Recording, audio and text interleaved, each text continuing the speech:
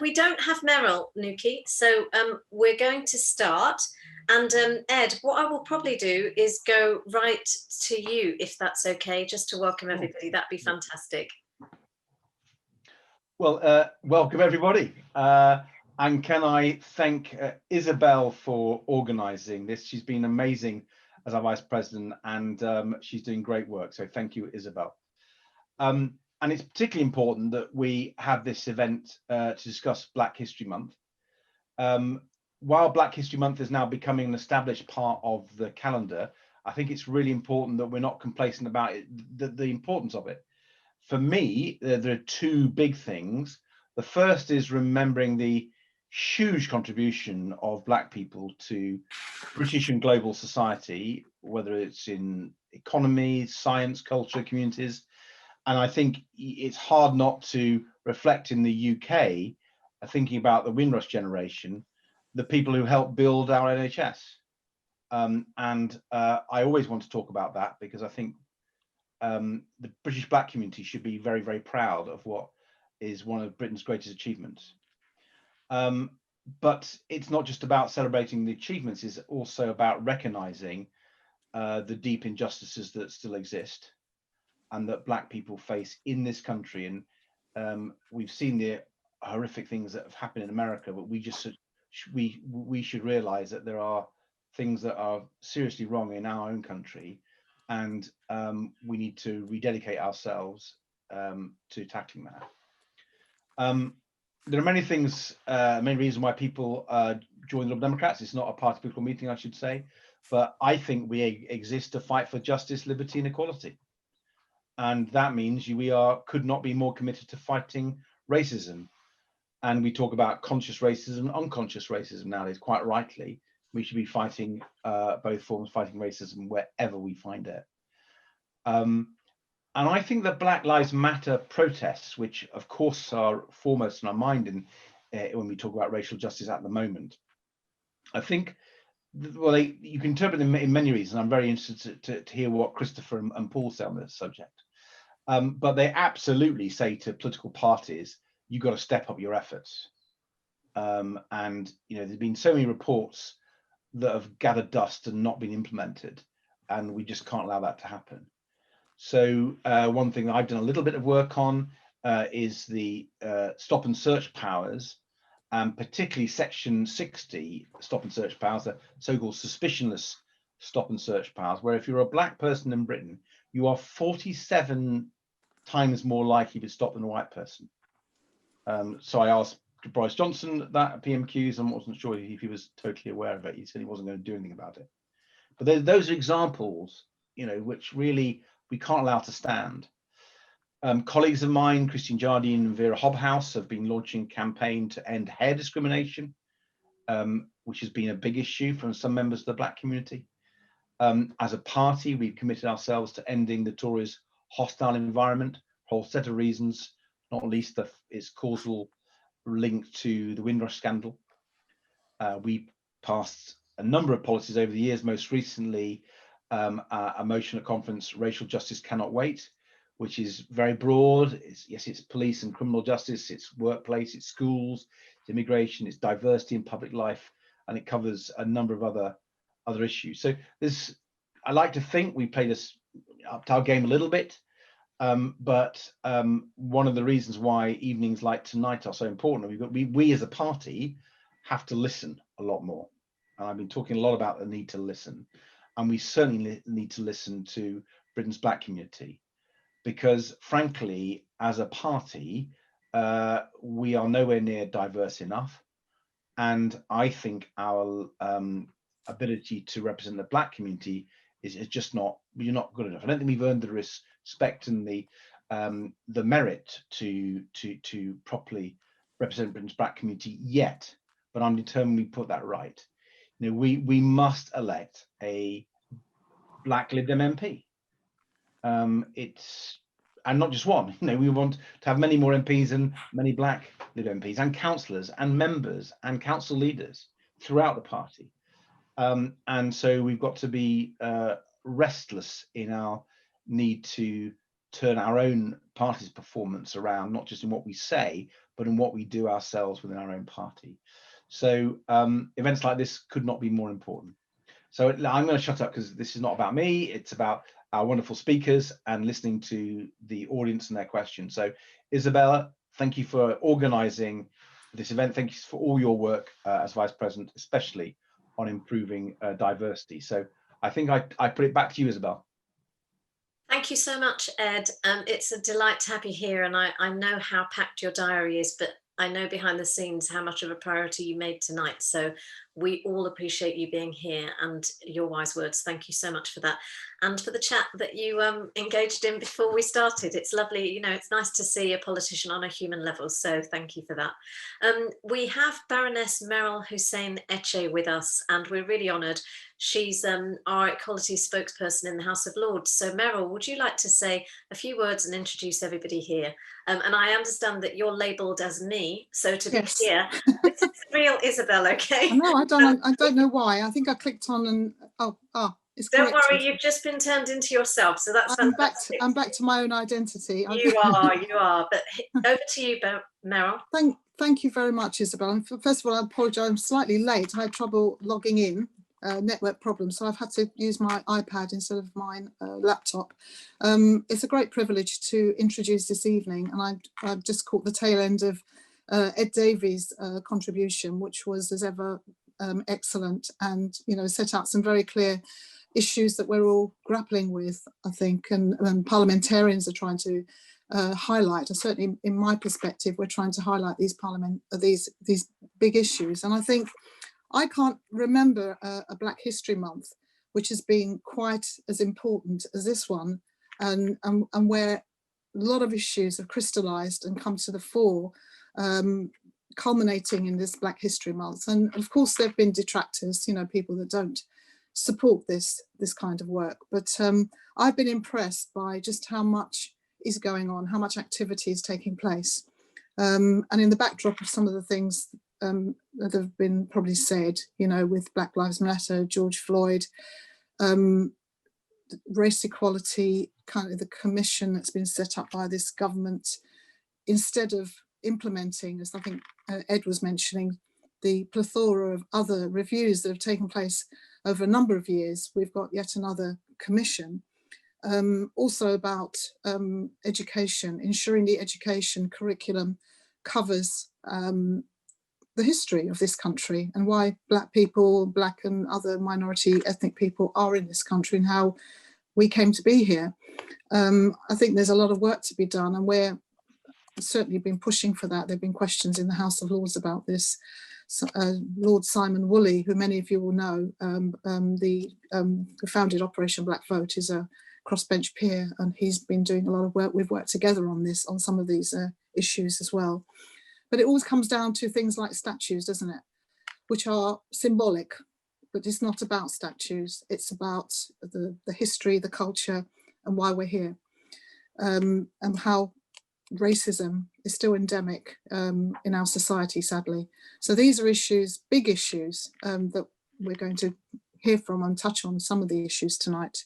I hopefully it'll be interesting. I mean, in the backdrop of COVID as well, for me, I think COVID, the whole issue of COVID has actually shone a light on the inequalities that many Black, Asian and other minority communities have had to face, because they've been disproportionately affected and dying, sadly, from this terrible virus. 34% are from a BAME community who have been affected and have become ill. So there's disproportionality. And some of it, we know, is to do with inequalities in housing, jobs. They're more likely to work in the frontline jobs that they can't easily work from home, living overcrowded conditions, and other issues, other factors as well. But I think there's a pushback to say, well, it's got nothing to do with racism. It's shone a light in inequalities. Let's say we know that much for sure. So I think these are very important questions. So that's probably enough from me by way of introduction and some of the work that I've been trying to bring to the fore and get out there and have a sensible debate and bring to the government's attention to get them to address some of these issues. So this evening we've got Professor Christopher Jackson, who's the first Black scientist to give the Royal Institution Christmas lectures, which is really something. And Paul Anderson-Walsh, who's the former CEO of the Stephen Lawrence Trust, and what it means to be Black in Britain. Of course, Doreen Lawrence is a colleague of ours in the House of Lords, a very valued colleague in the House of Lords, who's worked tirelessly to bring justice to her son and other young people as well. So I'll hand over back to Isabelle, who's going to take us through some practical issues about how we're going to do this evening. Thank you very much. Thank you so much, Meryl. And I just want to say thank you to John, who pointed out that there were 2 Isabelles on the panel. So I can see a lot Not anymore. No, there aren't. So they're very popular. Yes, very. Well, I need to be cloned because I tried to pack so much in. So it would have been handy if that had lasted. So just to run through how the evening is going to run, albeit we have had Sir Ed Davey and Baroness Eche Hussein speaking to us, Hussein Eche, sorry. This is not intended to be a political event. Most of the people who are attending are not involved in politics and, you know, may belong to other parties, etc. This is really wanting to focus on Black History Month and the question at hand that's the title of the event. So I want everyone to feel comfortable being here. Having said that, if we do have any kind of abusive behaviour or comments in the chat, then we will have to ask you to leave. And I don't think you'll be asked, I think you will be exited by the digital team. So just to flag that up, but I'm not anticipating any difficulties today. As we go through, I will only use first names wherever possible and where I remember, and that's to protect the confidentiality of everyone here and your security. I just wanted to flag, having said that, this is not a political event. We're really grateful to the speakers for attending, and their involvement is not an endorsement of this party. It's not saying that they have particularly liberal beliefs, etc. They have been invited in their own right in terms of their professions, their experience and their lived experiences. So I just wanted to really respect the fact that they have decided to join us tonight. We do have a hashtag for tonight, which is Share Plan Act, which describes the series of events that I will be rolling out, covering the various protected characteristics plus socio-economic. For those of you who have joined us, who have asked me continually to run a session on that and to include that as a topic of discussion, that will be one of them. And Nukey, I'd ask if you could put that hashtag in the chat, please. That would be great. Or if one of my team could do that. Nukey, as I've mentioned you are my co-host, and why don't you tell us, Nukey, what you're going to be doing and where you're from? Hi, I'm Nikki Proctor. I'm based in Coventry, and what I'm hoping to do this evening is provide a link between those who are in the chat and in the audience, provide a bit of a flavour of the comments and questions that are coming through naturally as we go through tonight's event. And also, you know, wherever possible, share my experiences as well as a Black woman living in Britain. So I'm, as I said to Paul and Chris and at the start, I'm so excited about this event. I'm really interested in what they both have to say. And so I've no doubt that we're going to have some really, really interesting and insightful conversation. Yeah, and I have to say, Nukey is being very muted in her excitement. She was lobbying for us to get hold of Christopher continually, and we were so thrilled to get both of you. So thank you very much for that, Nukey. As for questions, Nukey's just mentioned those. If you could send them in the chat. We do have 2 people who are lined up already who will ask their questions live. One is Salma. So Salma, I will put you out of your misery and ask you very early on. And then Dr. Brian, we will try to come to you. We haven't checked the technology on that yet, but hopefully we'll be able to come to you so you can ask one of your questions. And the other questions Nukey will read out. We will probably put one question to one speaker as opposed to one question to both, unless it seems relevant. And for our speakers, if you could keep your answers as brief as possible, we can fit more questions in. So that would be great. If also you would like to put in the chat how we can contact you as speakers, or anybody who's asking a question, if you want to share your details in terms of social media, or anything that you're working on at the moment, that would be brilliant. And if you're not speaking, then please mute your mic. Finally, as we're all talking, for those of us who are looking at notes, that would be me. I've got a long list of things that I have to remember. I will break eye contact. It's not me being rude or checking my phone for something more interesting to do. It's because I'm actually working whilst running this. So those are the rules of the game and what we're doing today.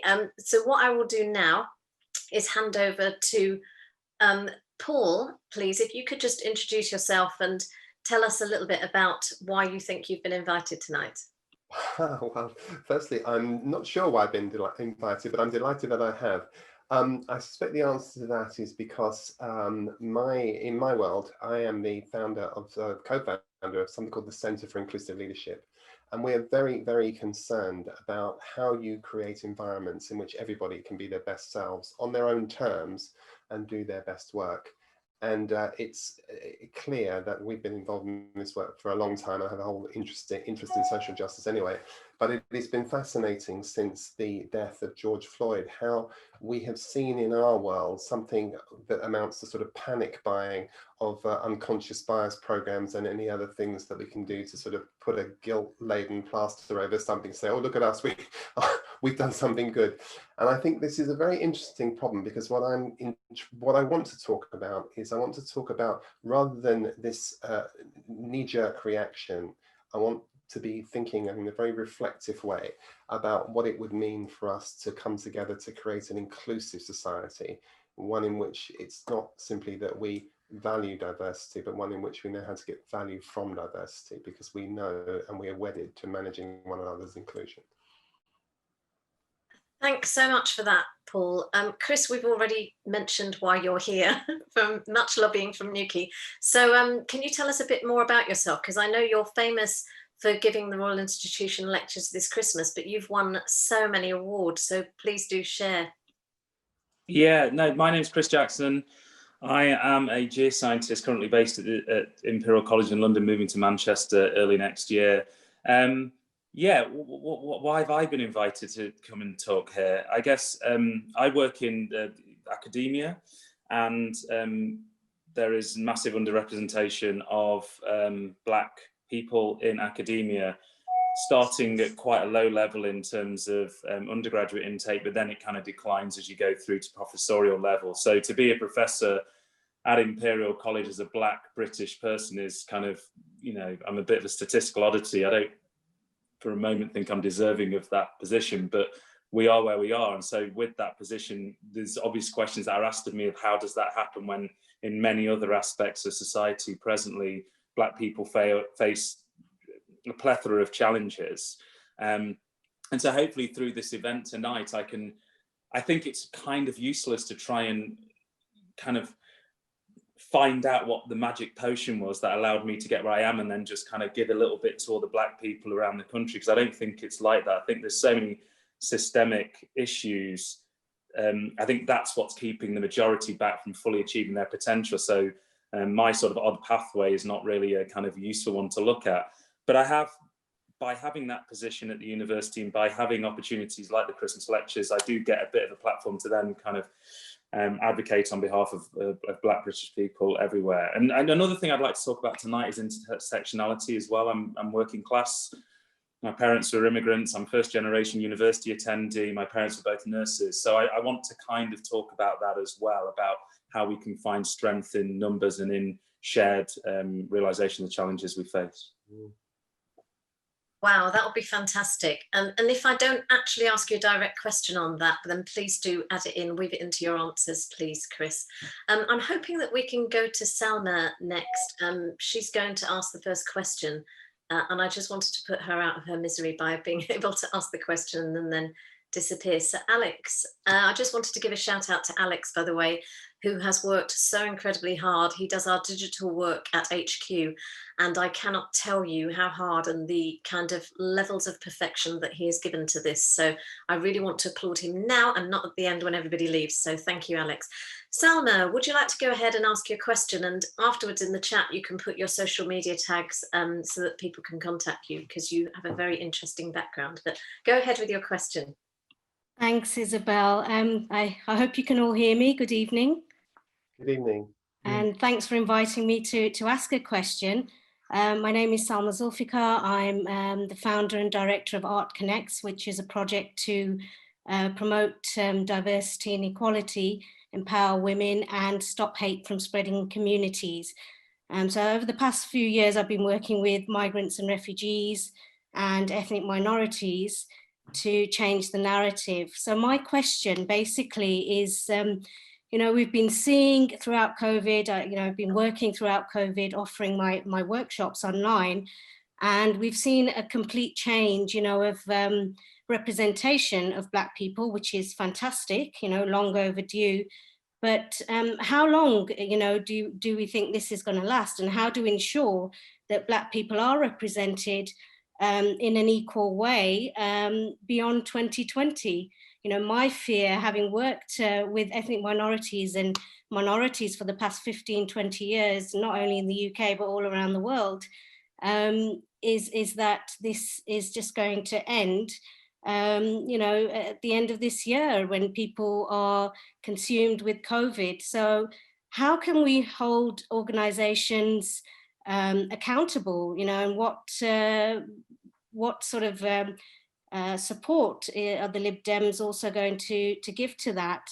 So that's basically my question. Thanks for that, Salma. And Paul, do you want to answer that question? You look deep in thought. No, I think it's a very interesting question.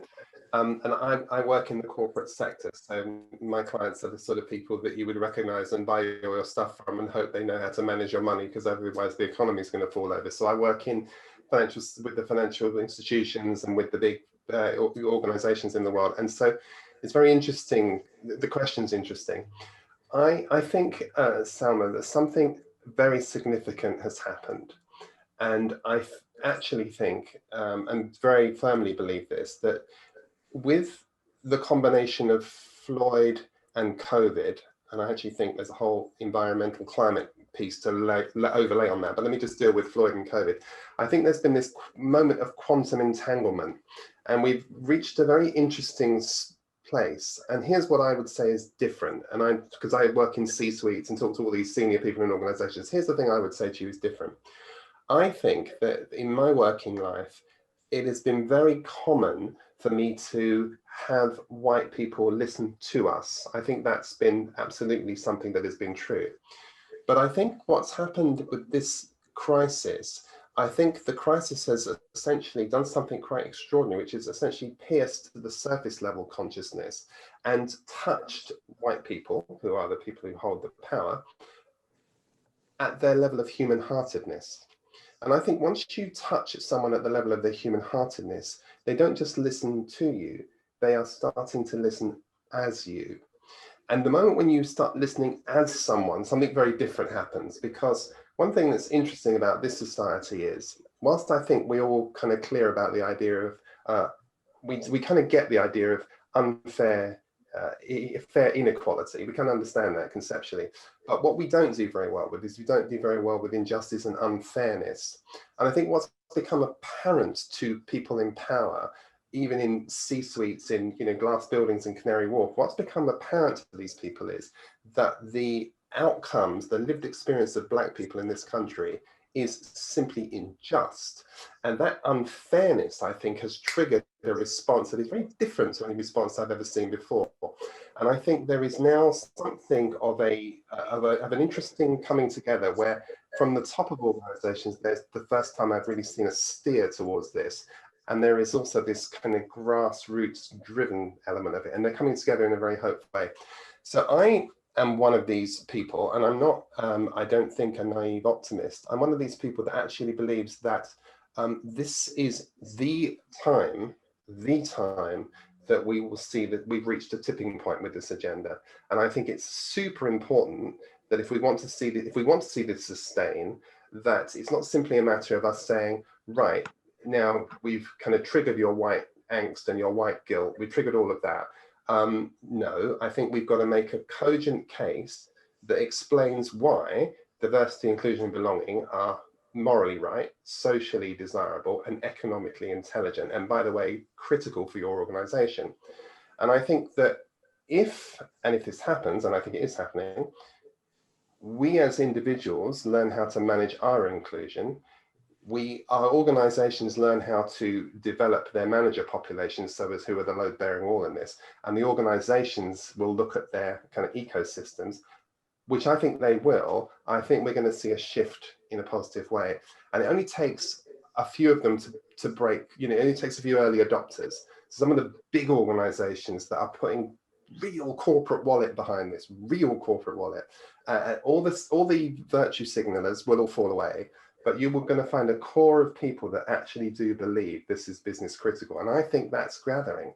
And I think there are enough people in the space now that are knowing how to dialogue and have access to the C-suite of organizations that are able to have this conversation and also facilitate this conversation to enable organizations to make these kinds of changes. So I, for one, am a believer. I don't believe it's going to be some kind of revolutionary change, but I do think it's going to be an evolutionary slow burn. But I don't for 1 minute believe that the Floyd toothpaste is going back in the tube. I think we've moved into something different. And it's super important to me now that people like yourselves in politics use your voice, that people like me who have access to boards and so on and so forth have the courage to speak our truth. And I think we might see a tipping point. I really do. I wouldn't have said that to you 10 years ago. I wouldn't have said that to you when I was the chief executive of the Stephen Lawrence Trust. And I certainly wouldn't have said that if I think back to Scarman and go, well, I can go back as far as you like. But today, something's happened, and it's a moment that is, I think, a genuine moment of transition. I truly believe that. Thank you for that, Paul. Thank you. Chris, would you like to answer the same question? Yeah, toothpaste in tubes and genie's out of bottles, right? I think now is the time where a lot of people, we've got the ear of people. My kind of approach is, we need to go far and we need to go fast. And now is the time to be quite vocal about our experiences. And now is the time to be quite demanding about the justice we want and the rights we want to have, the wrongs we want to have righted. So, and I think one way to do this, to go to your question, Salma, is how do we keep the energy level up? And one way is by educating people, or people educating themselves preferably, right? And actually, because a few people can become exhausted by that continued effort, whereas if you have a body of people who are all passionate about the same thing. So I think this is a time of great understanding, not just in the boardrooms that Paul has had access to, but to the person sitting around your own dinner table or the person you see in the shop, and trying to let them know about the importance of racial justice. And because we don't want to let complacency settle in. I mean, going to Paul's points about the kind of bottom line. So one reason it's economically sensible. I always hesitate when I hear that as an argument for why EDI, equality, diversity, inclusion, is a good thing. Because I think as soon as Black people are no longer, as soon as you can't put a number on a Black person being in your organisation, you've got no longer a reason to have that Black person. So I think you have to go more to the other thing Paul was talking about, which is the humanitarian issue. It's the right thing to do. Morally, it's correct and it's just. Because I think the other motivation for some people isn't enough, and it potentially isn't sustainable. So that kind of makes me hesitant, I guess. Yeah. Thank you, Salma, for that question. I will let you go now. But it was very thought-provoking, and Chris's answer and Paul's answer, I can see, have created some interesting things in the chat. Nukey, do you want to share some of the comments that have arisen as a result? Yeah, absolutely. The first thing I would say is actually, I think David in the audience picked up on the comment that Paul was making about the pace of change. And he commented that he says he really worries that the growth in some of the right-wing extremism that we're seeing might oppose that direction of travel that I think both Paul and Chris have spoken to. Likewise, Carl commented that and kind of posed the question whether you see a natural gravitation towards less systemic racial bias, or potentially something that can be that ultimately moves much more quickly. I wondered, Paul and Chris, whether you had any thoughts on pace of change. Chris, do you want to go first?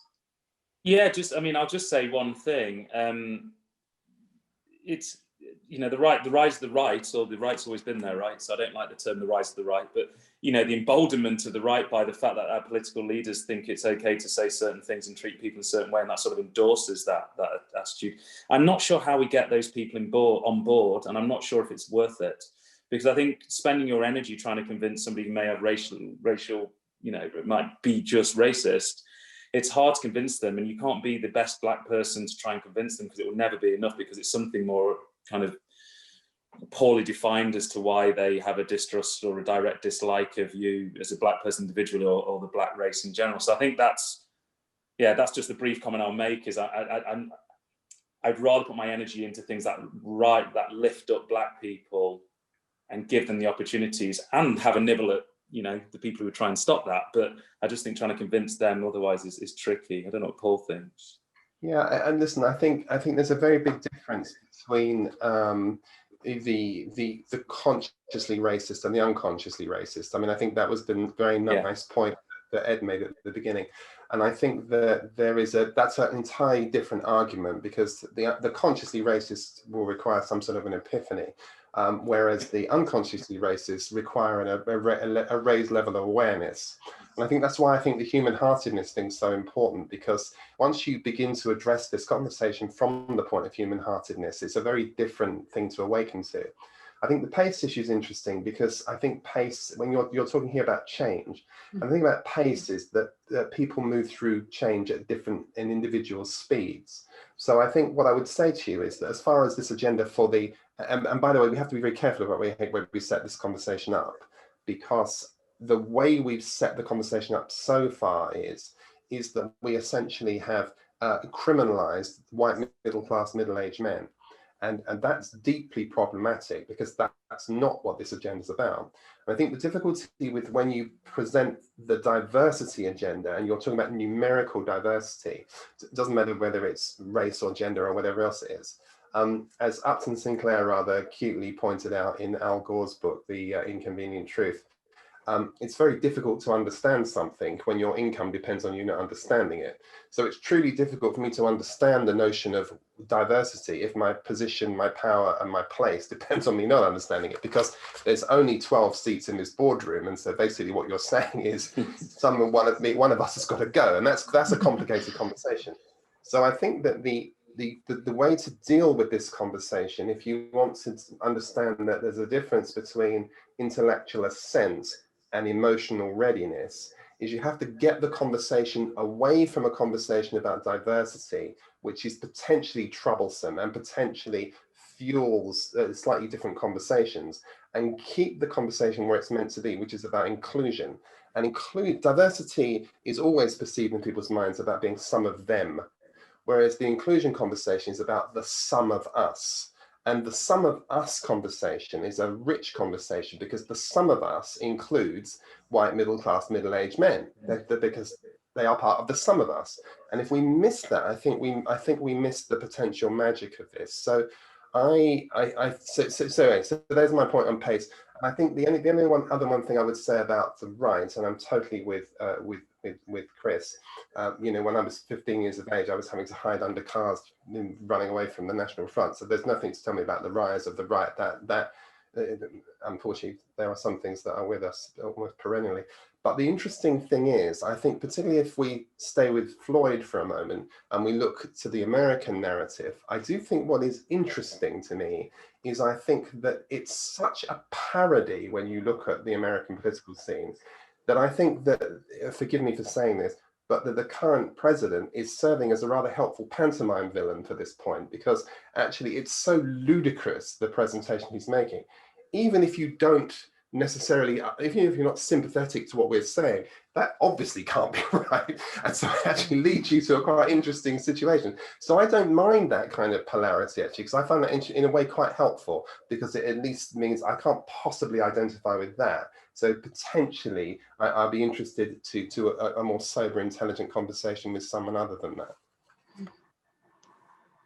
Lovely. Thank you very much for that. And one question that I wanted to ask actually is, do you, Chris, and perhaps there's a parallel for you, Paul, as well, do you feel offended or pigeonholed by being billed, as it were, as the first Black scientist to be giving the Royal Institution lectures?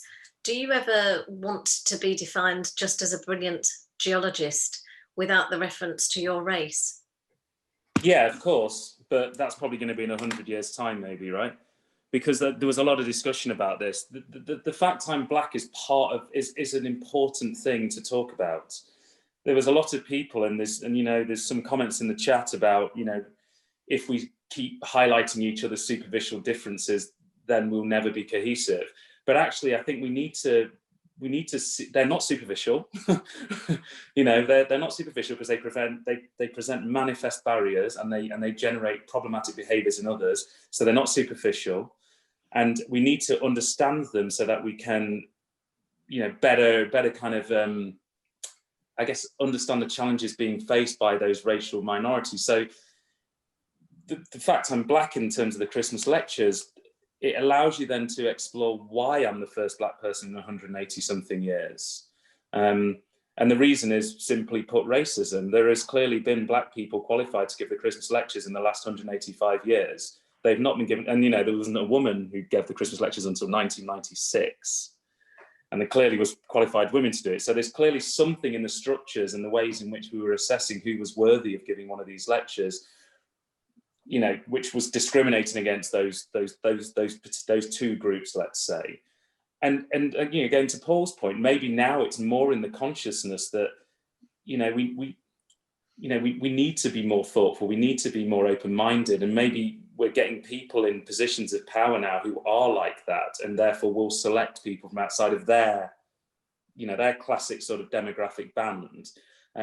So I think it's a really, really, I think it's a really, really important point. And in no way do I feel that my science and my, my efforts later this year to talk about geoscience and climate change, in no way do I think they're overshadowed by the fact I'm Black. In fact, I think it's a great opportunity to talk about that Blackness.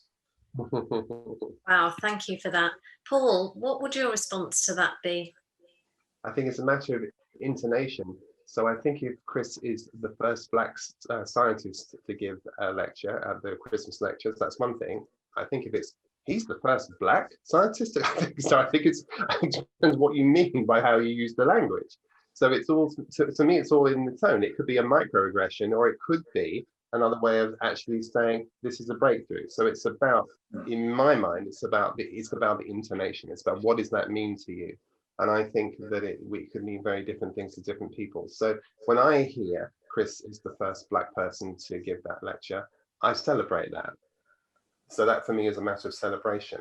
But I think, to your point, Chris, it's also a matter of deep reflection, because how come it's taken 180 odd years?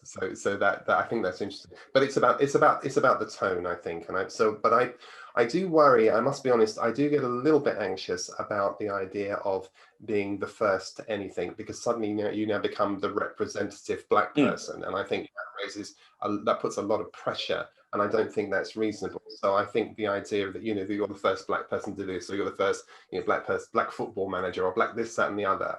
I think it is a very, very tricky world, because I think that also opens us up to a whole conversation about exceptionalism and all the rest of it, which I think is an interesting conversation in its own right.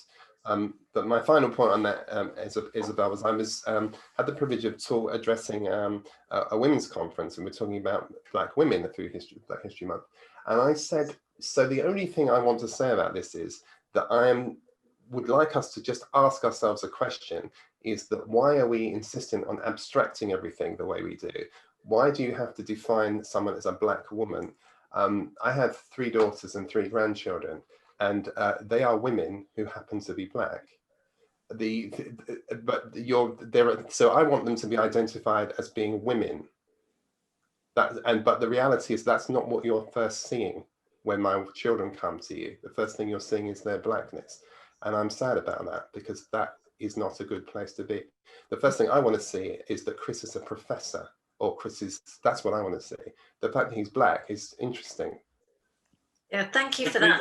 Yeah, I was just going to say I agree with you, but I think that glorious age is a little bit away still. I would like to. I would love that. I'd love it where like there was black faces on the walls of the Royal Society. There were black portraits in the boardrooms. There were black, but we're not there yet. So there is a light shining on the first people, right? In the way you say, and so I absolutely want the same thing as you do. But we are in a situation now where those things are going to be talked about, and I think then talking about them is useful, even though it's quite painful and challenging at times individually. I think it's important to try and do that at the time. No, absolutely. Thank you. Paul, you have at least one fan in the chat, so I just wanted to flag that to you. Somebody's raving about your answers. Chris, I haven't checked it. But I have to flag, actually, that Chris is very modest about his professorship, and although his title on screen is Professor Christopher Jackson, he did not write that, so he's quite modest about it. We are more proud of it than he is, I think. So I'm going to go to Ed. Ed, I just wanted to say to you that you also have a fan in the audience, because somebody has applauded your screen behind you, so they're very impressed. But you wanted to ask a question yourself, so go ahead. Yes, I want to ask a question, and partly because I'm going to have to go very shortly to another meeting, but I've been really listening and really enjoying it. So thank you to Paul and Chris. But my question is sort of reflecting what you've been saying, noting the sort of warm-heartedness that you've seen from COVID, and the fact that people are looking at things from afresh, whether it's George Floyd or COVID. And I wonder how much we come from this about a new approach to dealing with racism and racial justice, and how much it is about looking at those groups in society where there may be disproportionately representation of black people who have also been disregarded or not treated or valued as much as they should have been. So what I found particularly interesting, not obviously so much from the George Floyd and the Black Lives Matter protest, but in COVID, is the way people thought about people who worked in the NHS. That was obvious, but also about carers and people working in the caring profession and key workers. And we suddenly realized that all these key workers and carers and NHS staff were absolutely fundamental to our society. Many of them were low paid, but they were absolutely critical. And people, I think, realized wherever they were in their wealth and income distribution, whatever their color, frankly, that actually there was a huge number of people out there who were us, who were our neighbors, who were people who made society work. And so a sort of question is, and this is not trying to ignore the deep racism which would have to be tackled as racism qua racism, but without sort of being too sort of a class analysis of this, there is a whole set of professions and employment out there that really isn't valued in our economic system, be it in the public sector or the private sector. And if we valued it more, that would lead to greater equality, both economic equality and actually equality in terms of gender and in terms of race. And I just sometimes wonder whether we should come at it from that economic side, not by valuing. You talked, Paul, about recognizing that diversity can improve economic performance. That's one side of the economic argument. The other side actually is if we had a more economically just society and economy, that actually would produce equality in terms of gender and race and other diverse issues. Yeah. Go ahead, Paul. No, Chris, please, after you. No, I was just going to say that you're talking of an intersectional approach, which is something I absolutely love, right? This idea that there are shared challenges and desires amongst seemingly disparate groups, and by working together, we can both achieve, we can get our children fed, we can keep our children healthy, we can educate them, we can keep ourselves prosperous, we can have opportunities. And so there's that strength in the numbers. So I think, and I think if you look at things like, the lowest paid people, that tackles, rightful concerns of white working class people, but then you will also then address concerns of black working class people, and maybe black people more broadly as a number, because there's more of those people working in those lower paid jobs. So I do love that thinking, and I think it's one of the things I will always champion is this intersectional approach. Occasionally we need focused and targeted kind of discussions, absolutely, but sometimes I think that intersectional approach is a valuable way forward. I think that's 100% right, and I think that I think it's really interesting, and I think one of the reasons why I think Black History Month is important is because we get an opportunity to hear actual stories, and we hear stories about people who are unsung, unspoken heroes, and there's a whole invisible community of people who needs to be leveled up. Their lived experience needs to be leveled up, and we need to do a much better job of creating an equitable society in which we will have our share.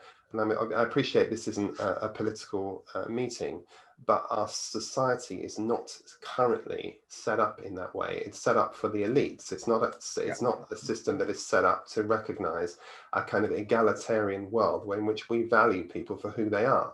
Unfortunately, so skewed is our moral compass that there is a rather disturbing calibration, I think, that you can relationship you can make between your moral and your contribution to society and your kind of moral contribution to society and your pay, and it's inverted, because it seems to me the less moral contribution you bring to our economy and our world, the more we'll pay you.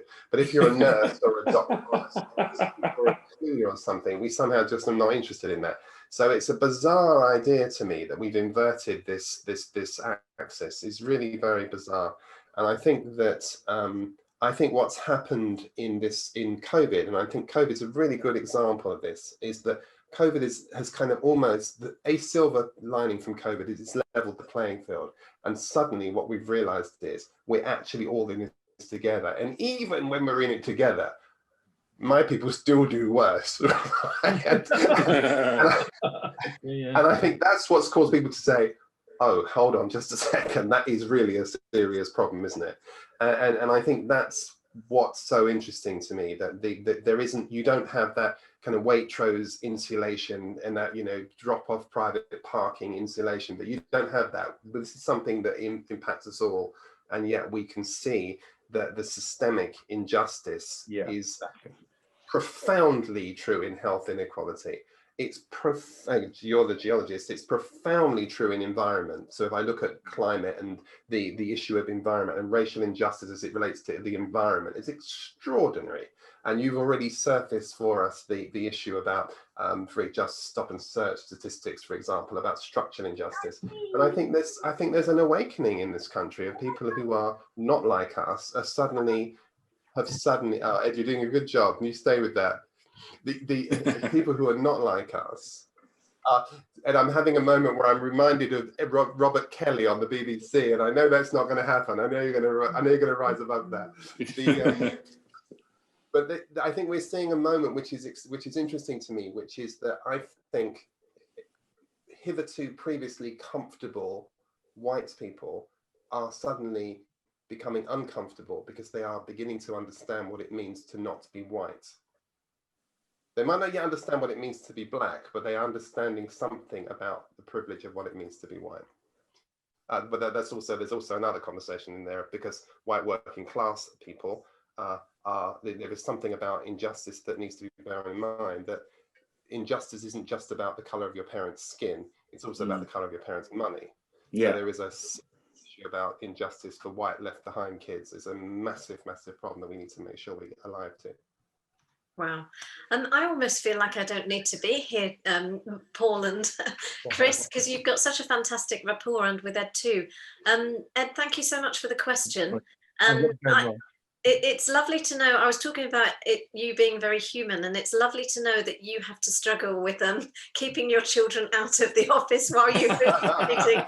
I have four children, and I'm currently experiencing notes being shoved under the door, so that I can stop presumably to read them and tend to their needs. So that's what's happening in my house while I'm looking really calm on screen. So thank you for that, Ed. And I know you might have to go away to a meeting. Yeah. We truly appreciate the time and effort that you put into being here. So if you have to leave, if you disappear, then that's where Ed has gone.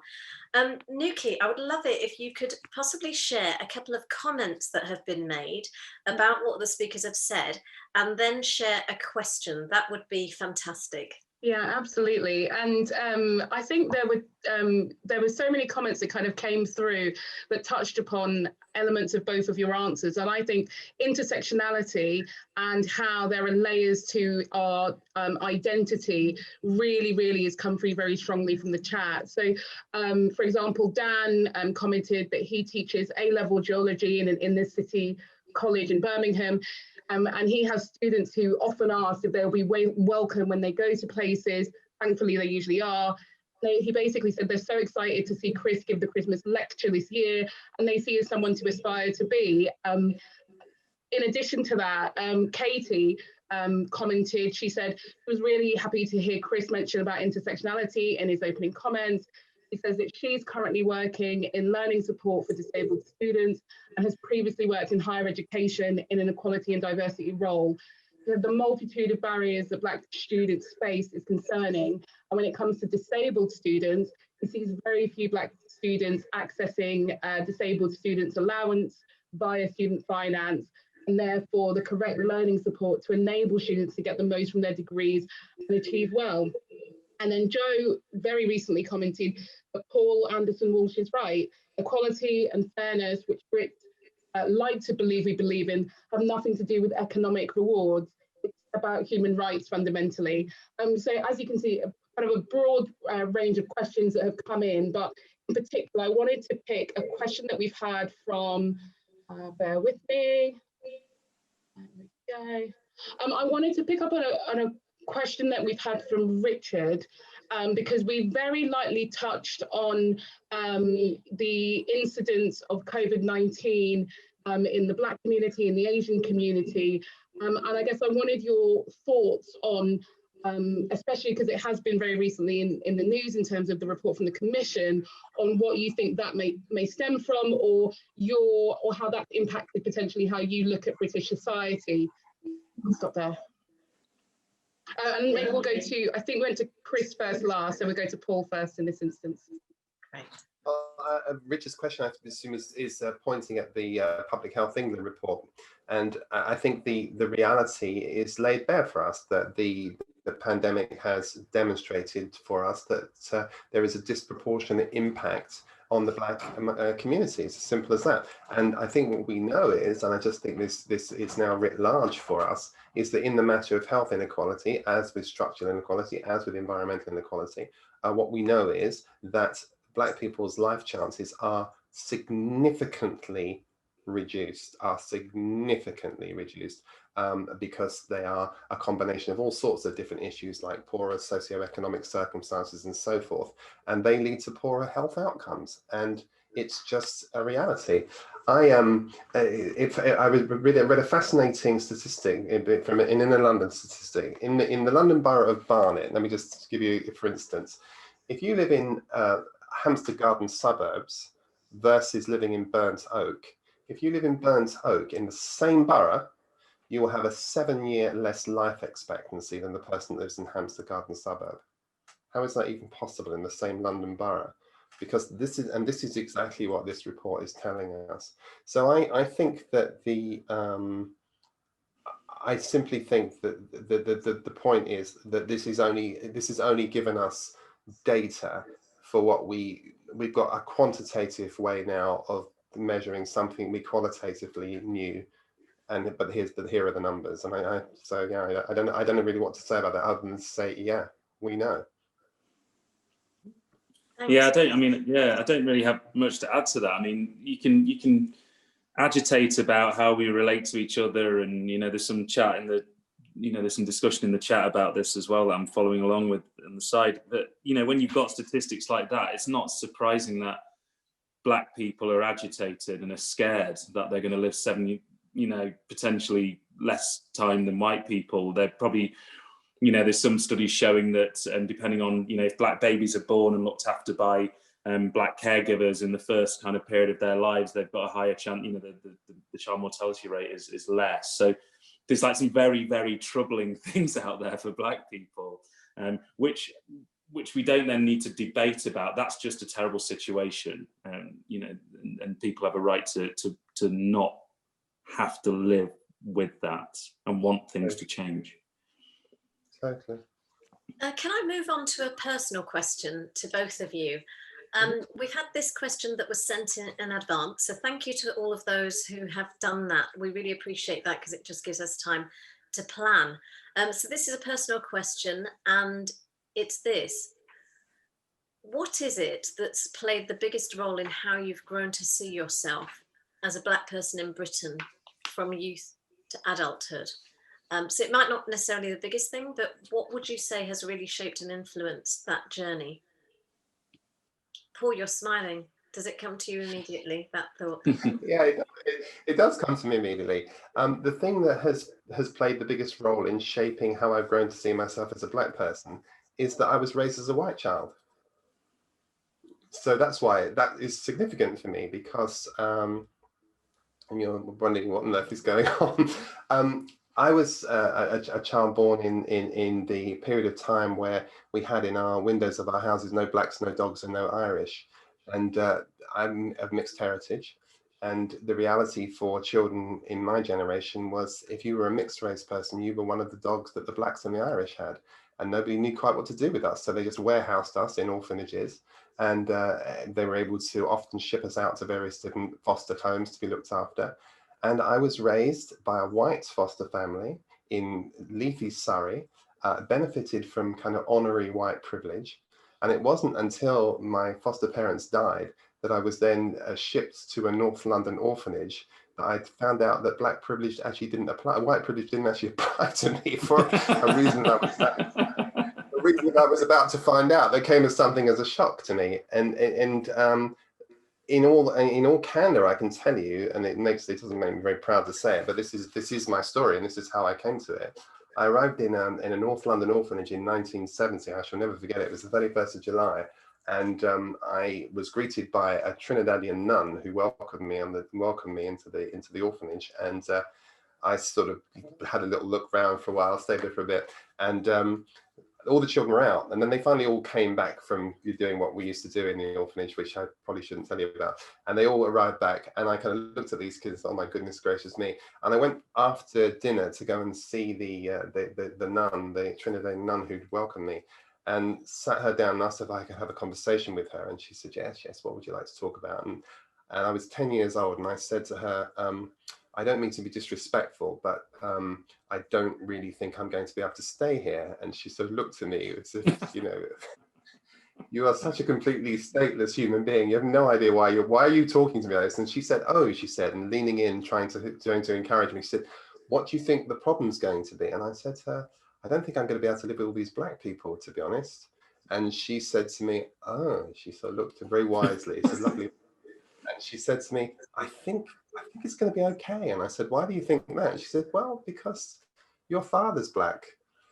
And at 10 years of age, it was my introduction to the fact that I have a dual heritage. And from that very moment, that has shaped the way I have thought about what it means to be Black. And I have thought about the complication of being too Black to be white and too white to be Black. And living as a biracial person is a very complicated thing to do. It's a lot less complicated now than it was when I was 10 years of age. But that would be the thing, Isabelle, that has most significantly shaped my perception, having spent the first 10 years of my life, not thinking that I was white, but not realizing that being Black was a thing, or just not knowing. How do I know? Yeah. Thank you for sharing that, Paul. I knew your story, as you know, and I was telling my team, you know, Paul has had such an interesting upbringing and childhood, and they said, "Oh, please ask him a question that will bring that out." But I wanted to be sensitive. Well, you've smoked me out. A good barrister. You want to share it with the whole world, so now you have. So thank you for that. Chris, what would your response to that be? Yeah, I've been thinking while Paul was telling that amazing story. I'm 43 years old, and I think I did quite well. I think I got to about the age of 30 something, so quite old, before I really started to appreciate that I was black. Because up till that point, I'd been exposed to very little racism.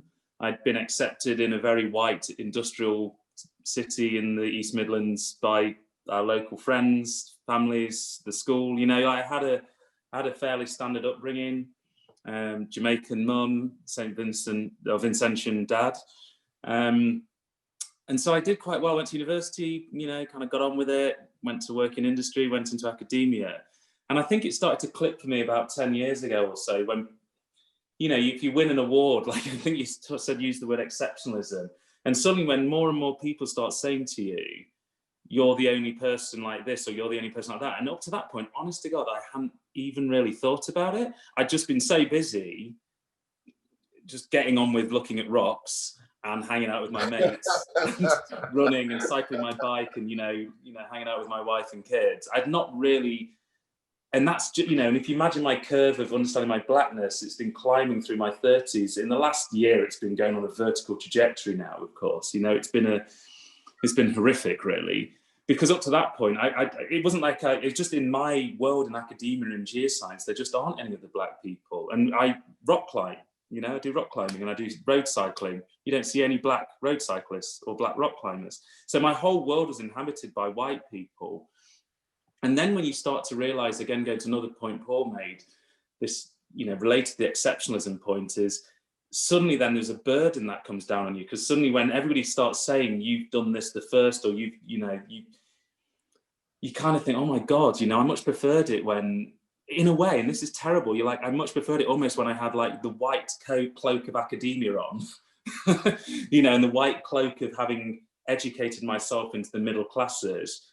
And it was much safer and much easier to be myself. But I had this saying, you know, you can't educate yourself out of your blackness, because suddenly you get to this level and you've got a PhD and you're a professor in Imperial College and blah, blah, blah, blah, blah.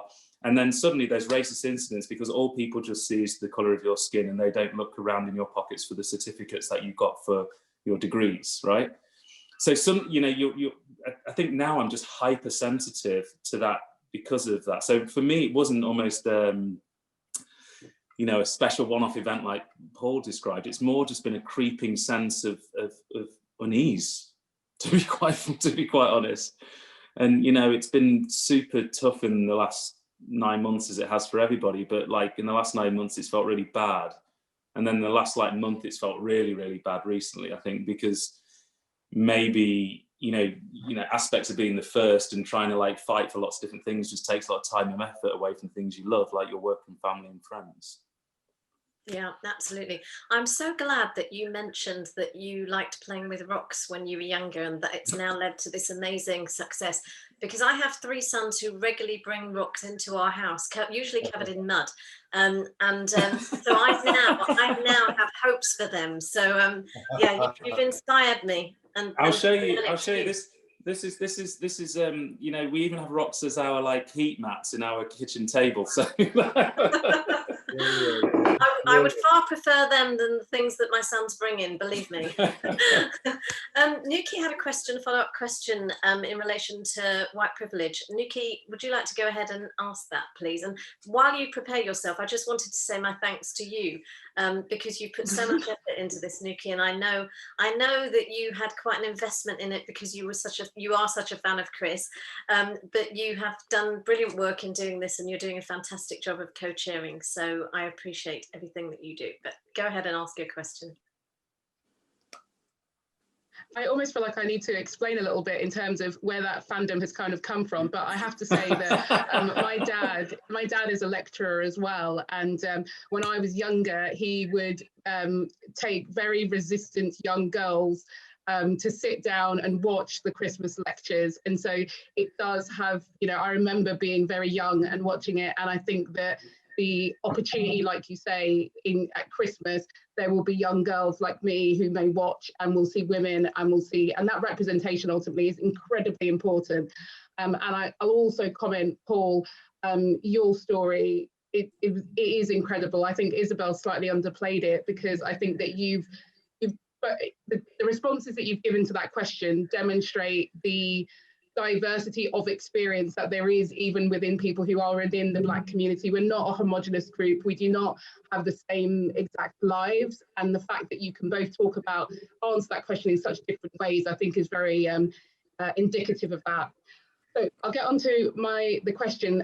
There has been a lot of discussion in the group around identity, around white working class versus ethnic minority. And you both, I think at one point this evening, talked about privilege. And so Bob had the question. He's also interested in the role of unaware racism by those of us believing we are well-intentioned, but not clear about white privilege. And so I wondered if you might expand a little bit on what that means to you, you both. You want to start, Chris? No, you can take this, Paul. I spoke first. Yeah, you go ahead. Go ahead, Paul. I think the issue about white privilege is it's important to understand, and I know along with the white privilege conversation comes the white fragility conversation. But let me do it another way around. We Black people live with invisible headwinds that white people simply do not have to deal with. And so it might be a better way to position this by saying, you don't understand Black lack of privilege. That's the point. You just simply don't understand that. And I can take any data set you want from any sector you want, and I can tell you that the lived experience of Black people will be less than yours. That's it. And so it's very, very interesting actually, because when you start to think about and maybe we'll get on to talk about this, when you start to think about racism and particularly Ed, I really like Ed's notion of unconscious and conscious racism, but they're very, very interesting. What is ticking away in the back of my mind, and hopefully this doesn't take us off track, is that when Sir William Macpherson reported the great Macpherson report that of course was the product of the Lawrence inquiry, his definition of institutional racism was really very interesting. And there were essentially 4 characteristics that Macpherson spoke to. And I think it's worth us just hearing what they are, because I think we've got a little confused about this. Macpherson essentially said that these 4 characteristics, I won't weary you with the entire definition, but he described them as thus. He talked about this notion of what he called thoughtlessness. And thoughtlessness is a really interesting piece, because it's not thoughtful racism, it's thoughtless. And that's the whole point. He talked about what he called unwitting prejudice. And the notion of unwitting is it has with it a level of, if you will, of unintention. And he talked about 4 things. He talked about unwitting prejudice. He talked about stereotyping, ignorance, and thoughtlessness. And I think when I think about the whole idea of this whole privilege conversation, in fact, the whole racism conversation, so much of it is born out of those 4 things. You simply don't understand what the lived experience of a Black person is, ignorance. You have had imprinted into you in the same way as have imprinted into me a whole bunch of stereotypes, and they're manifestly unhelpful. And most of the prejudice that we're seeing is actually born, I don't think out of malice. I think it's born out of unconsciousness. I think it's born out of unwittingness. So if you are unwitting and unknowing and unaware of what it means not to be white, it's quite complicated for me to explain to you what white privilege is, because you look and say, but I live in the same council estate you do. Okay, I understand that. But you don't face the same structural inequality that I face. You just don't. Even if you share the same postcode as me, that's not true. We work in the same company. You're both with, well, let's look at the numbers, shall we? And I won't weary you too much about it, but I think it's the point about recognizing, and I can speak to this because I have always in all of my life been defined as being an underprivileged child, because that's what orphans are called. And it's about underprivilegedness. It's not an equal piece. So I'm not saying that you are privileged. I'm saying that you are more privileged than I am, is what I'm saying. You're more privileged. And if I was to be really, if I'm going to pursue Chris's intersectionality point, I rather suspect that it is going to be easier for me than it is for Chris. Wow, that's quite remarkable. Why do you think that, Paul? I'm not this. I don't mean that. I'm just interested. What specific bits of the intersectionality or lack thereof means that you won't face the same things I would? Is it where you grew up and? It's my color of my skin. Yeah. It's the color. Yeah. I'm lighter than you are. Yeah. And just candid. I'm light skinned. Yeah, I walk in Waitrose. You mentioned Waitrose earlier on, and if I walk in Waitrose on my own, I get followed. And I was saying to my wife actually a couple of months ago, if I walk in Waitrose holding the hands of 2 of my 3 daughters, or all 3 of my daughters' hands at the same time, they don't follow me, and people instantly, you can see their shoulders drop and they feel more relaxed. There's a cloak that you can wear if you're an academic, if you're in the right academic forum, and there's a cloak you can wear by having white friends around you, or like you're kind of referring to there, if you have slightly paler coloured skin. It's just to answer, I'm not going to go. I think Paul nailed all of the points about unconscious bias and microaggressions and variants thereof. I'll just give you one very short story which will go to one of Paul's points. So last year I was invited to go to Stanford University, big fancy place, as their invited lecturer, all expenses paid, flew me across the world to go and give a talk. Yeah, big deal, and go and talk to students in California. It's awesome. I get there, kind of meet some people in the morning, get a FaceTime with the dean, and the dean, I wait outside his office. He invites me in because he's really busy. He's 5 minutes behind schedule. I walk in wearing jeans and t-shirts and trainers because that's what I always wear.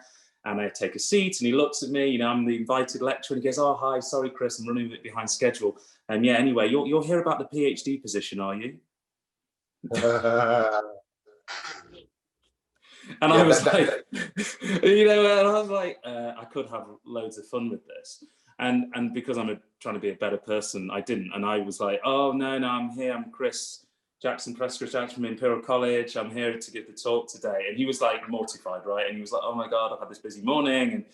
But that is exactly the sort of thing Paul's talking about. And you can agitate about how we talk about racism and how uncomfortable it makes white people. And, in that moment, that person was not a bad person, but they just profiled me straight away. There's no way this person can be here with this point in my calendar, and he must be here about this PhD. And some people were winding me up because I never wear suits or shirts or ties. And I kind of made the point, if I was wearing a shirt, a suit, or a tie, or all 3, he would have definitely assumed I was there about a PhD position, right? That's the point.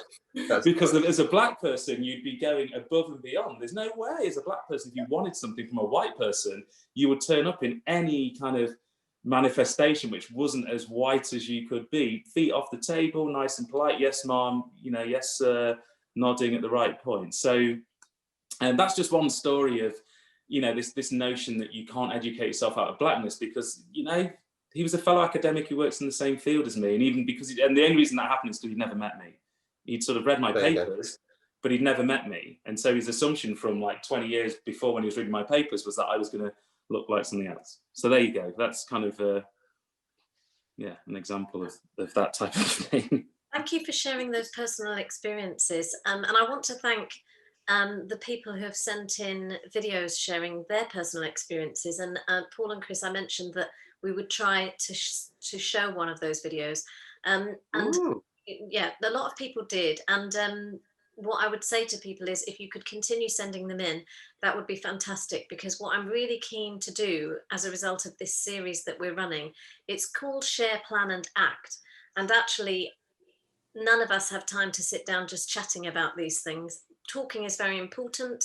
Educating people, being able to debate is hugely important. But I want to see results. So we do want to continue the work that we do as we run through this series.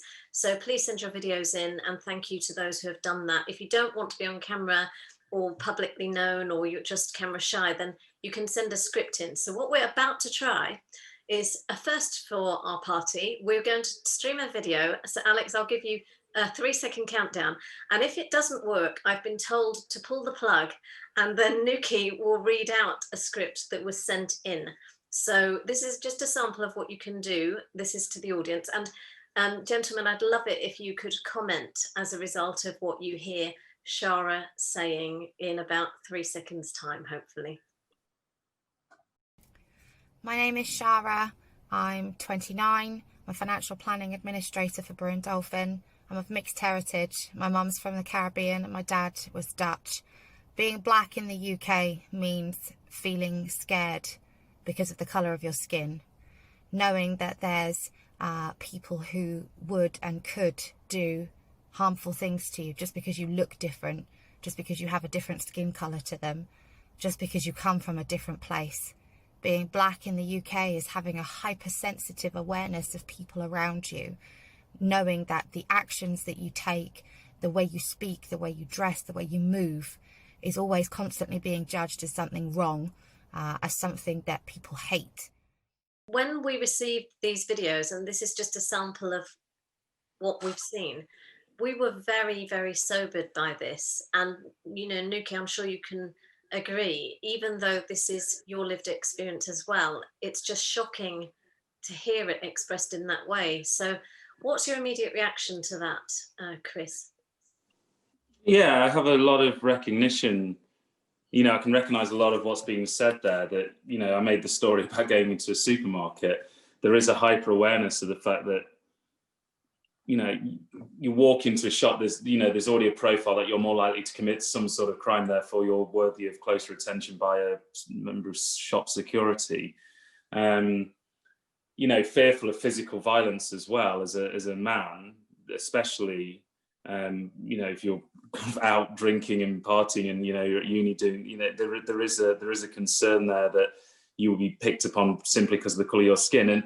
And actually one thing that's kind of odd around all of this, and, you know, some of the stuff that happened after the Christmas lectures were announced and some of the racist abuse I got there, I kind of made my peace that these people were not upset with me. You know, they weren't angry with me because they didn't know me, right? They just saw me in some newspaper or something. But it was just, you know, so that kind of made it easier to know that it wasn't something I'd done, and therefore there was very little I could personally do to try and change their minds. And I think, Paul, you used the word epiphany earlier on. There's very little you can do functionally to try and change those people's views of you as a black individual or the black community at large.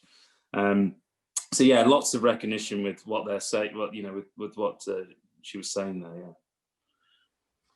Thanks, Paul. I think it's a very typical narrative, and I think that it's interesting that she's from the financial services sector as well, because I was reminded of a story when I was listening to her talk. I think that what it says to me that's important for people to understand is, I don't know whether she's born here. I suspect she is. And the interesting thing is, I think black people suffer from what I describe as a B-longing. In other words, I think we are longing to just be allowed to be and belong here. And we are in a very curious position because this is where we're from, yet we're not allowed to belong here. There's nowhere for me to go home to. I'm not from the diaspora. I'm from Wealdstone. That's just. And I think it's that problem that people don't really grasp for us. They're not understanding it. Chris, the first time I ever went to Jamaica, where my father is from, was probably the most disillusioning experience of my entire life. Let me tell you, because I went to Jamaica for reasons I won't bore you with, but I went to Jamaica so excited that I was going to be going home to see my people, and to my horror, I was called Englishman. And I thought, the only place I'm not called an Englishman is in England. That's insane. It's so true, and I think that's the experience of quite a lot of people, actually. I mean, my homeland, as you know, Paul, is Trinidad and Tobago, or I describe it as my homeland, and Yeah. I grew up part of my life there, and I never really belonged in either country, England or Trinidad, because when I went to Good point. Trinidad, actually, when I went there, having grown up in East London, I went with a Cockney accent. And they couldn't understand a word that I was saying. So eventually they figured out that it must be English that I was speaking. And from then on, that's how I was. It was very, very, very interesting experience. I do want to ask one question, actually, following on from what you said, Chris, and perhaps this touches on you as well, Paul. You're now very much in the public eye, and you're very, very active on social media. And I wonder how you deal with the abuse that you must inevitably get. Paul, I know that you're not so much on Twitter, etc., but you must have to deal with this kind of thing too. So I just wonder, how do you deal with this how do you guard your mental well-being in situations like that? Yeah, I honestly can't talk to this because I'm not trolled in the way that someone like Chris might be. And part of the reason why I'm not trolled in the way that Chris might be is because I'm able to work within a very controlled environment where people may think things about me, but they're certainly not going to write them. They're just not going to do that. Which doesn't mean they don't think it, by the way. But I think that I don't think I would be quite such a lightning rod. Not least of which because don't carry the level of notoriety, envy, status, and so forth. And I'm one of the people that kind of works in the shadows, really behind the scenes.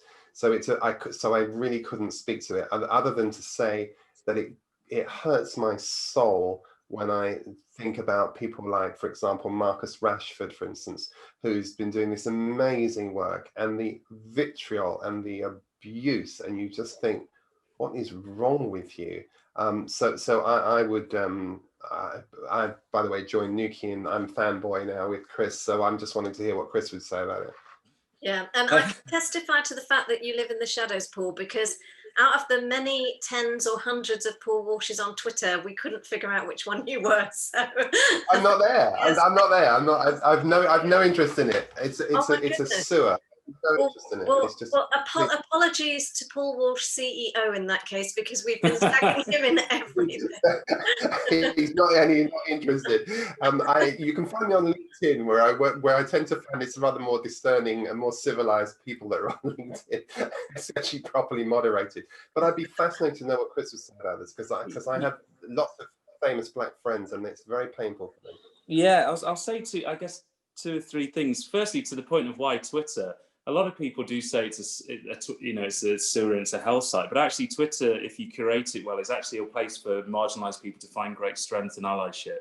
And I would say my 5 years of seriously using it, there has been incidents of racism and some very painful personal experiences, but equally I've built some of the strongest personal and professional relationships I'll ever have. And with that have come very strong. So, often I think sometimes those discussions occur in social media, be it on Instagram, LinkedIn, or Twitter, or whatever. It's because actually marginalised groups can feel safer in numbers there, because often you're kind of physically isolated or or mentally isolated. And so just to say that that there is a pro and con to using those things. How do I handle it? I think I've thought very hard about this over the course of this year, and after the racialist abuse I got after I did an interview on Sky after the Christmas lectures were announced. And a friend contacted me and was like, "Oh, you've handled this quite well, but you've got to be careful if you swear on social media or if you're too combative on social media, and people will bring this back against you, and the press could mount a campaign and against you." And and I just said, I think I'm doing the right thing. I think if I believe I'm doing the right thing and I'm making the right decision at the right time, and it's for the betterment of this, for the protection of myself, and it's for the betterment, hopefully, of others, then I think I need to do it. And you might make some missteps in that. You might upset some people. You might get some abuse. You're not always going to get it right. But if you really believe in your heart and mind that you're doing the right thing to try and advance a cause and to share a story or to take someone to task for saying something that's problematic, because there's somebody who's got less stature than you or feels less comfortable to do that, you're going to do that on their behalf. I feel it's the right thing to do. So I think that's been a big driver for me in the last, say, last three or 4 years, and certainly in the last year, is just, and with that belief you're kind of doing the right thing and your intentions are correct, and even though you might not get it right all the time, I think that allows you to ride the abuse you get, because I think ultimately the abuse I get is worth it, because that abuse is just in the ether, right? They're just cross and shouting, you N-word this, you know, blah blah blah blah. You know, they're just shouting about something. They're just cross with somebody on the internet. Whereas I can actually make a material difference, and I think that's, or I hope I can. And you know, Nukey talked about representation. If I can do that, then I'm happy to be called names all day long. Chris, and I'm so glad that you just, I'm glad that you let your personality shine through. You know, you're not limited by your fame. And that is, but this is it, you know, there's no fame, and it goes to the exceptionalism point again. You know, I really, you know, I'm just Chris, some kid from Ulverston in Derbyshire, you know, like the rest of all the stuff that happened after that is just stuff that other people have, you know, I've worked hard, I've been lucky as well. But a lot of that is stuff people have given to me, and maybe I got it and somebody else who was equally as worthy didn't get it. So I think it's really important to kind of remember like where you came from and what you were like before all these other things, you know, came to you, and change your personality and make you forget about the struggles that you had yourself, or the struggles you witnessed. Because I grew up in an incredibly white working class area in Derbyshire, right? And those people mean a huge amount to me. And I think being a black person, middle class now, I can do a lot for white working class people in places like that. And to keep rooted in that fight, you know, I've got to forget a lot of the stuff that's come more latterly. You know, it's not to disrespect it, not to, you know, but it's something I get very passionate about, because I think it's really important to not forget like who we were before we were all these other things that were on the newspapers or on the TV. Wow, you're a breath of fresh air, I can say that, Chris. Thank you for that. And we've got a few minutes left, and I'm so sorry we won't get to all of the questions, and I just want to thank everyone for sending them in on the chat or your comments. I'm going to go to Nukey. Just if you could share a couple of comments, that would be fantastic. Yeah, I think I'm going to spend the last couple of minutes just making our panelists feel really great about themselves on this slightly cold Thursday evening. So Nicholas has said, great speakers, great interaction from everyone. Jennifer said, thanks to the panelists, this has been a very interesting discussion. Julia said, I'm really enjoying the conversation, absolutely great speakers, thank you.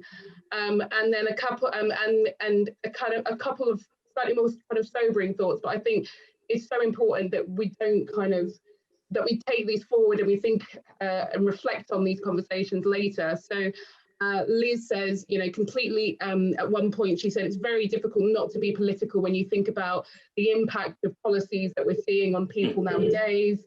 Iro said, being black means you have to be resilient to abuse, etc., even when so much that is said is completely disgusting. And Jermaine, I'll finish with him. He said, agreed, both speakers are excellent. As a black academic myself, what Chris says has really resonated with him this evening.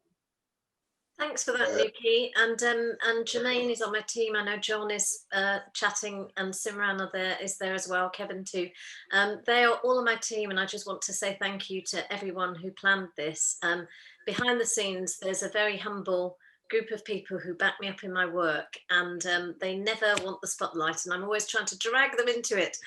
So I just want to say thank you to all of you. You know who you are, and you make such a difference to the work that I do. So thank you for that. Paul and Chris, I will come to you in just a minute, just for you to give us your last thoughts. We do have a couple of minutes left, so you've probably got about 1 minute each. So think about that while I talk about the next event that we're going to be hosting. So for all of those who are here and who will be watching later on YouTube, we're going to host an event in December. And the title of that we're still fleshing out, but it's going to be something along the lines of Lady Justice, Has She Failed Women? So it's going to be focusing on the justice system and what that impact has had on women and inequality, that kind of thing. We'll probably talk about the Equal Pay Act, as well as the current guidance that's been issued for the CPS on rape and serious sexual assault cases, and the consultation that is happening. So I'm a barrister, that's why I will, share all of the detail, because it's fascinating to me, but that's the next project that we will be working on. So keep an eye out for that. That would be fantastic. So before I go over to you, Paul, for your final comments, I do want to say thank you to the audience, everyone who's participated today and everyone who will watch on YouTube, and of course to our fantastic speakers. And I will give you the last word. So Paul first and then Chris. Well, firstly, thank you. Thank you so very much. It's been a delight. I suppose I'd finish by saying this. My father, though I didn't know him, his generation were what you might describe as being the dominoes generation. They played dominoes to bring themselves comfort from their trauma in which they found themselves. My children's fathers, me, are part of the domino effect generation. And I believe that it's our responsibility to be able to finally bring to the fore this disgrace that is racial inequality by having a domino effect, by likes of people like us doing things like this. Wow, thank you for that, Paul. Chris, your final thoughts? Yeah, no, just a huge thank you for the invitation to come here. I always feel grossly underqualified as a geoscientist to come and talk about really kind of big socio-economic and, kind of politically related issues. So I'm learning a huge amount by trying to contribute to panels such as this. So I actually learn a huge amount. I'm really selfish. That's why I'm here. But I think one thing I'd hopefully come out of this is, Black people are different, and listen to Black people. And I think Nukey said it. Terms like BME, BAME are problematic in such that they kind of homogenize a group, and what they do is they possibly give people a pass on thinking about how individual letters within those groups may require very bespoke solutions to some, or a bespoke support, and so I think even within those groups we need to kind of talk to people and see what they individually need. So we need to kind of break down those racial and ethnic barriers and start talking to individuals. I think there is some strength in the collectiveness of terms like that. There's some anonymity that it affords people because they feel safer if they know they're going to be reported as part of a group rather than as an individual. So yeah, no, I think that's one of the things going forward, is just like hearing other people's stories, their individuality, and bringing that out, and not forgetting we're a group, but not forgetting we're individuals as well. So thank you again for the invitation. Absolutely. And you talk about being underqualified, Chris. I have to confess, every time I invite a professor to speak on one of my sessions, I am constantly nervous about not handing in my homework. When I was at King's College studying law. I was the last person to hand in my homework always at school. So I wish my sons were watching this, because you're definitely setting them up for a bright future. But thank you everyone for being here. Thank you to our speakers, and just a reminder to our speakers and to Nukey and all of my team, we're having a post meeting after this. But it's been brilliant having this session, and you've all made this absolutely fantastic, a really stimulating discussion. So hopefully you'll tune in for the next one. Take care.